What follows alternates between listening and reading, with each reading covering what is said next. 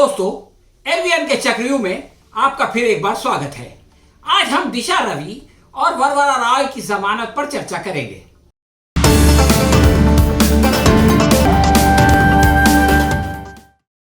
दोस्तों, आज हम आपके लिए दो खुशखबरी लेकर आए हैं। आजकल ऐसा बहुत कम होता है क्योंकि अच्छे दिन आते आते दरमियान से न जाने कहां खो गए। पुलवामा के बाद और सर्जिकल स्ट्राइक करने के लिए बालाकोट गए तो वहीं के हो रहे, वापस लौट कर आए ही नहीं। आज 9 दिन बाद 21 वर्षीय युवती दिशा रवि को दिल्ली के पटियाला हाई कोर्ट ने जमानत दे दी और कल 2.5 साल बाद 81 वर्षीय वरवरा राव को मुंबई हाई कोर्ट ने जमानत दे दी थी। हम आपको ये बताने का प्रयत्न करेंगे कि ये आसान सा काम कितना मुश्किल कर दिया गया। किसान आंदोलन से जुड़े टूलकिट मामले में क्लाइमेट एक्टिविस्ट दिशा रवि को दिल्ली की पटियाला हाई कोर्ट ने जमानत तो दे दी, लेकिन जमानत देते हुए कहा कि व्हाट्सएप ग्रुप बनाना या टूलकिट को एडिट करना कोई अपराध नहीं है। जांच एजेंसी को सिर्फ अंदाजे के आधार पर लोगों की आजादी पर पाबंदी लगाने की इजाजत नहीं दी जा सकती। ये दरअसल दिल्ली पुलिस के गार्ड पर एक तगड़ा तमाचा था। कोर्ट ने यह भी कहा कि इस बात का कोई सबूत नहीं है कि दिशा और प्रतिबंधित संगठन सिख फॉर जस्टिस के बीच में कोई लिंक है। इसका भी कोई रिकॉर्ड नहीं है जिससे साबित हो सके कि दिशा अलगाववादी विचारधारा का समर्थन करती है। पिछली सुनवाई में कोर्ट ने दिल्ली पुलिस से पूछा था कि आपके पास क्या सबूत है कि टूलकिट का 26 जनवरी की हिंसा से कोई कनेक्शन है। दिल्ली पुलिस ऐसा कोई कनेक्शन साबित नहीं कर सकी। उसने तो सिर्फ ये बताया कि अभी जांच चल रही है, हमें इनको तलाश करना है। इसका मतलब ये हुआ कि उसने स्वीकार कर लिया कि उन्होंने बगैर सबूत के उस युवती को बेंगलुरु में जाकर गिरफ्तार किया और उसको लेकर आए। ये तो ऐसा है जैसे गाड़ी आगे और घोड़ा पीछे। पुलिस को पहले सबूत तलाश करना चाहिए, उसके बाद किसी को गिरफ्तार करना चाहिए। इसके बरक्स ये हो रहा है कि पहले गिरफ्तारी की जा रही है और उसके बाद उसमें से सबूत निकाले जा रहे हैं। पुलिस ने यह भी कहा कि वो भारत बदनाम करने की ग्लोबल साजिश में शामिल है। दिशा खालिस्तान की वकालत करने वालों के संपर्क में है। हालांकि दिशा के वकील ने इन सारे आरोपों को निराधार बताया। पटियाला कोर्ट के जज धर्मेंद्र राधा ने कुछ और भी तीखे प्रश्न पूछे थे। जैसे उन्होंने सवाल किया था कि अगर मैं किसी डाकू से मंदिर का चंदा मांगूं तो क्या मुझे डकैती में सहभागी मानकर सजा दी जाएगी। पुलिस के पास इसका कोई जवाब नहीं था। आज फिर जब धर्मेंद्र राणा ने दिशा का 26 जनवरी की हिंसा से संबंध के सिलसिले में सबूत मांगे तो सरकारी वकील ने एसएफजी और पोएटिक जस्टिस नामक संगठन के बारे में बताना शुरू कर दिया। इस पर बेजार होकर जज साहब ने पूछा कि क्या आप मेरा सवाल समझ रहे हैं?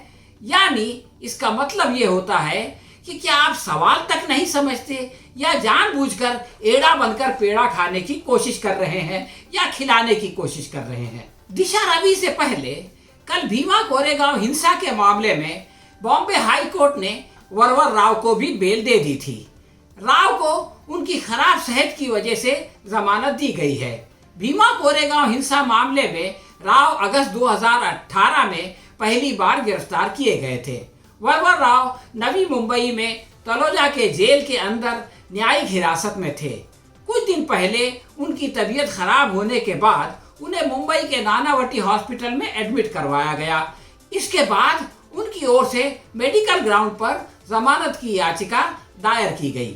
इस जमानत के मिलने से पहले राष्ट्रीय जांच एजेंसी यानी एनआईए ने तबीयत में सुधार के बाद कोर्ट को इस याचिका को खारिज करने का अनुरोध किया था, परंतु उसकी दाल नहीं गली।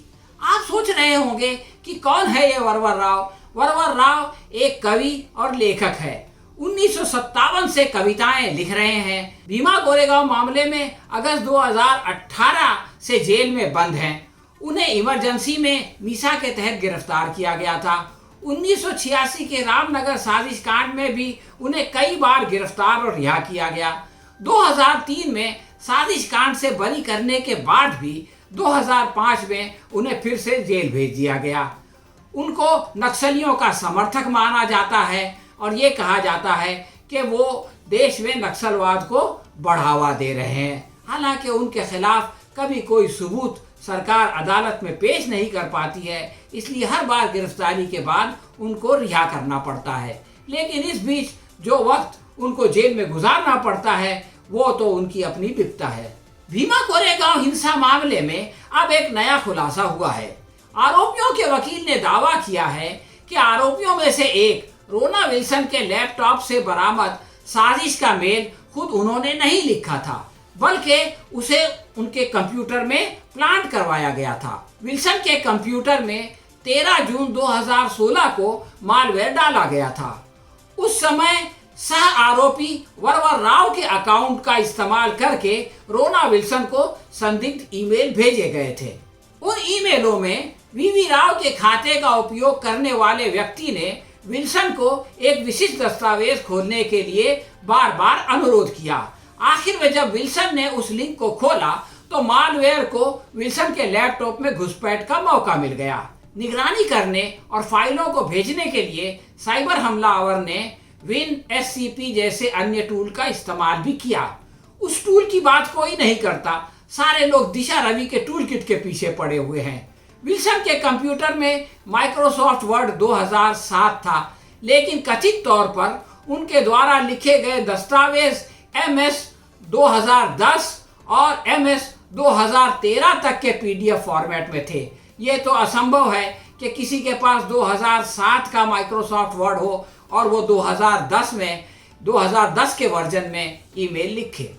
इसी के साथ ये खुलासा भी हुआ है कि सभी 10 संदिग्ध पत्र मालवेयर के जरिए प्लांट किए गए थे और अमेरिका की आर्सेनल डिजिटल फॉरेंसिक लैब की रिपोर्ट के अनुसार 10 संदिग्ध दस्तावेजों को खोले जाने का कोई सबूत नहीं है। यानी उनके कंप्यूटर से संदिग्ध दस्तावेज मिले, उन्होंने उसको खोला नहीं। इसके बावजूद उन नकली दस्तावेजों की बिना पर विल्सन को और वरवरा राव को जेल में भेज दिया गया। ये इस बात का सबूत है कि ये सारा कुछ एक साजिश के तहत किया गया। अब बॉम्बे हाई कोर्ट में इस मामले को खारिज करने की मांग की गई है। साइबर हमलावर का मालवेयर लगभग 4 सालों तक एल्गार परिषद के सह-अभियुक्तों के कंप्यूटर पर हमला करता रहा और उन्हें फंसाने की साजिश करता रहा। अब यह पता लगाना जरूरी है कि वो किसने डाला था और कौन उनको फंसा रहा था। ऐसे में एक गंभीर प्रश्न ये पैदा होता है कि मुंबई में तो वरवरा राव को जमानत मिल जाती है, परंतु इसी केस के अंदर दिल्ली में गिरफ्तार उनके सहकारियों को नहीं मिलती। बम्बई हाई कोर्ट तो शंतानु मुलुक और नकीता जैकब को पहले ही दिन जमानत दे देता है, मगर इसी केस में दिल्ली के अंदर दिशा रवि को जमानत मिलने में 9 दिन लग जाते हैं। मुनव्वर फारूकी को दिल्ली की सुप्रीम कोर्ट 30 सेकंड में जमानत दे देती है, लेकिन इंदौर और मध्य प्रदेश के दो कोर्ट उसकी जमानत नामंजूर कर देते हैं। एक देश और एक कानून के चलते ये क्यों होता है, इस प्रश्न का जवाब हमें ढूंढना होगा, वरना आम लोगों को न्याय नहीं मिलेगा और जिस समाज में न्याय नहीं होता वहाँ सुख चैन और शांति सब भंग हो जाता है। हाँ तो दोस्तों, हम बहुत जल्द किसी नए विषय के साथ आपसे फिर मिलेंगे।